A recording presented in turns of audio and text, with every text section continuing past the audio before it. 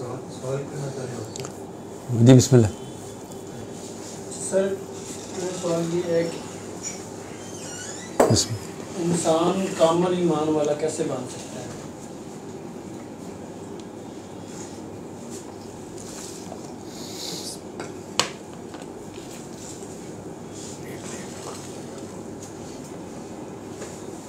और इसमें ये भी है कि क्योंकि जब आप अमल कर रहे होते हैं उसमें आपके ज़ाहिर और बातिन में अक्सर फ़र्क होता है। तो इसको कैसे हम कर सकते हैं कि हमारा ज़ाहिर और बातिन एक हो जाए?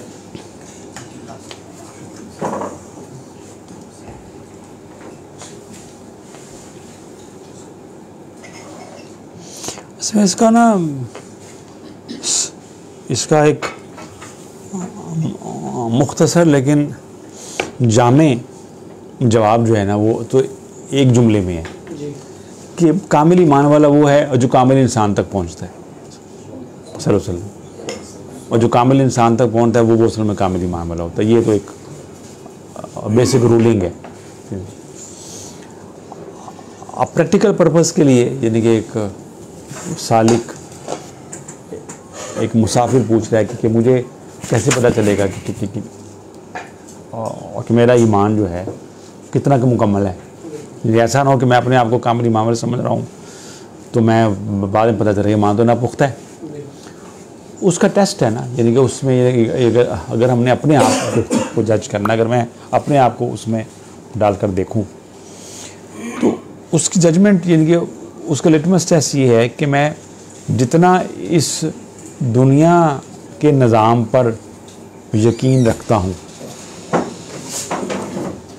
और जितना मैं कॉज एंड इफ़ेक्ट के ऊपर मैं बिलीव करता हूँ, इसका मतलब ये है कि उतना मेरा बिलीफ इन अल्लाह कम है।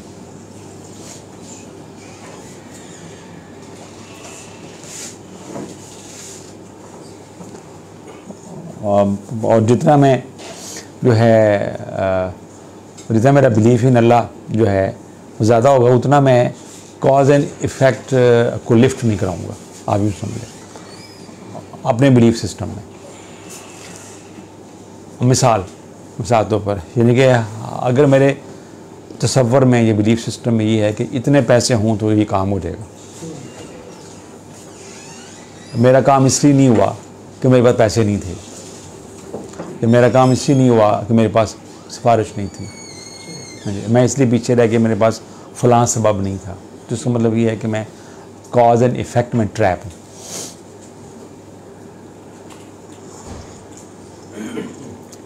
इसके बरस अगर मेरा बिलीफ ये हो जाए कि भाई जब हुक्म होगा ना तो काम हो जाएगा, चाहे पैसे हों या ना हो। देखिए ना, इसकी एक और मिसाल है। अगर मेरा बिलीफ सिस्टम ये हो कि अगर मेरे पास पैसे होते हैं ना तो मैं बाइज़्ज़त बंदा होता, मैं माशरे वाले मेरी इज़्ज़त करते। अगर मेरा ये बिलीफ है तो इसका मतलब क्या हुआ, मेरा बिलीफ इन अल्लाह जो है ना कमज़ोर है। अगर मेरा कामिल ईमान होता तो फिर मैं कहता वो तो इज़्ज़ु मन तशाअ व तुज़िल्लु मन तशाअ। भाई वही बात नहीं है, रुपये पैसे में इज़्ज़त नहीं है, वो जिसको चाहता इज़्ज़त देता है।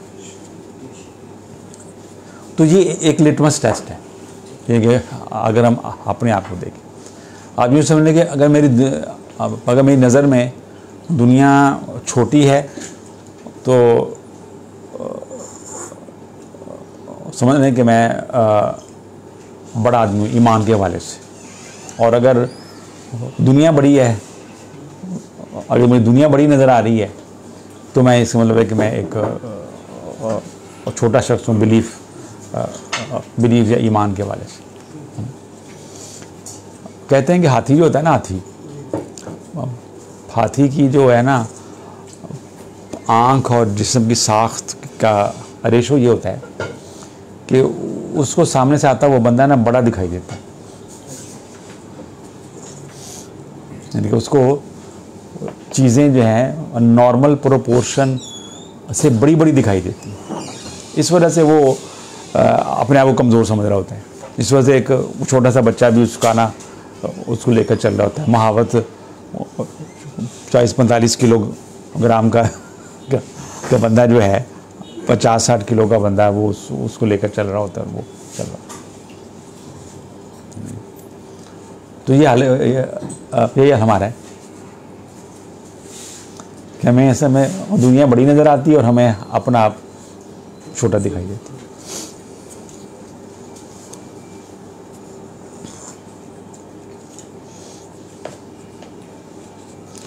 फिर हाथी वाला भी चलें, मिसाल के तौर पर, जो मिसालों से समझाना आसान होता है। वो कहते हैं कि हाथी के बच्चे को ना, वो जो है जब छोटा बच्चा होता है उसमें से ताकत नहीं होती तो उसके पाँव में जंजीर डाल देते हैं छोटी सी, वो 4, 5, 6, 10 मरतबा जंजीर तोड़ने की कोशिश करता है तो जंजीर नहीं टूटती। इसके बाद उसका यकीन बैठ जाता है कि ये जंजीर जो है ना, ये बहुत ताकतवर चीज़ है, जब ये पैर में होगी ना तो मैं कहीं नहीं जा सकता। तो जब वो बड़ा भी हो जाता है ना, कि जब वो अपने एक पैर की क़ुव्वत से अगर वो चाहे तो पूरा दरख्त उखाड़ ले, है जी, जिसके साथ जंजीर बंदी हुई उसको भी साथ खींच ले, फिर भी उसका ये बिलीफ होता है, फिर भी उसका ये यकीन होता है कि ये बड़ी ताकतवर चीज़ है। जब ये पैर में होगी ना, है जी, कॉज एंड इफेक्ट की जो चेन है, क्या कहा, कॉज एंड इफेक्ट की ये जो चेन पड़ी हुई है ना मेरे पैर में, ये बड़ी ताकतवर है, मैं इसको नहीं तोड़ सकता। जब ये होगी ना तो मैं कैदी हूँ। ये हाल इंसान का है। इंसान को छोटे होते हुए जब उसका शऊर तफूलियत में होता है तो कॉज एंड इफ़ेक्ट को वो सीख लेता है कि ये कॉज है, ये इफ़ेक्ट है, ये कॉज है, ये इफ़ेक्ट है। और फिर उसके बाद वो बड़े होकर जब उसको तोड़ सकता है, उसके बाद भी वो समझता रहता है कि नहीं ये कवानीन अटल हैं। दुआ का पता नहीं दुआ होगी या नहीं होगी, वो तो एक बिलीफ है ना। या हालांकि ये भी बिलीफ है, कॉज एंड इफेक्ट के ऊपर सख्ती से बिलीव कर लेना भी बिलीफ ही है ना।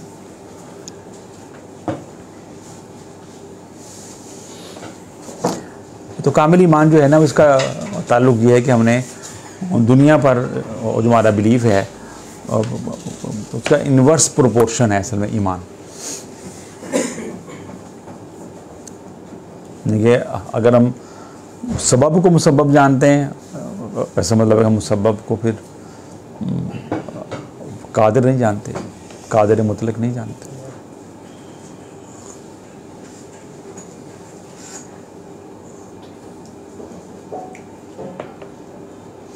ये सब शिरक होता है, ये होता है शिरक असल में।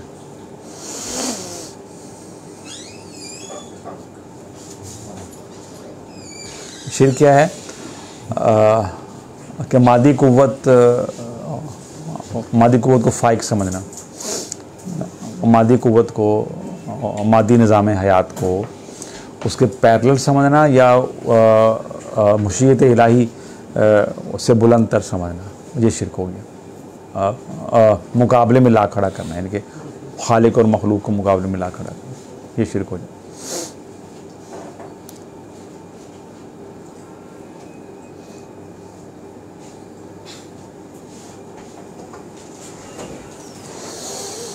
बिस्मिल्लाह।